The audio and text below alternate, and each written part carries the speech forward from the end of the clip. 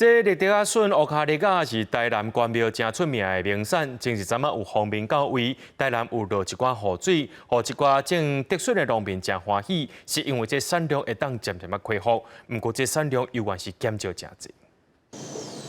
一人内底装的是绿德笋，是农民要再来农会卖。绿德笋是关庙三宝之一，不过今年量减真济，农民表示主要是因为今年雨水少，佮加上轮过，整个绿德笋产量减1/3。连农民要交予农会作业嘛，签1个月价价。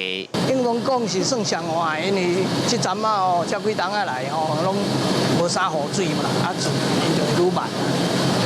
你有雨水，伊个笋啊，你发会较紧啊。从农民体内绿德笋对积溃、清洗、甲壳下条顶流程过程真高工，除了甲清甜的笋仔装箱要送去市场拍卖。另外，为着要替农民销一寡量，好甲笋仔送去加工厂做真空的产品，看起来是直接真好食款。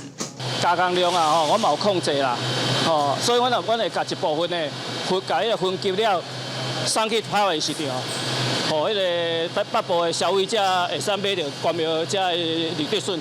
农会推广部主任讲，产量若要恢复，就要等雨水来才有法度。即摆关庙绿德笋的面积当咧减少，因为人口老化，加上少年人较无爱做这，想要食关庙三宝之一的绿德笋，就要把握机会。记者陈武台南采访报道。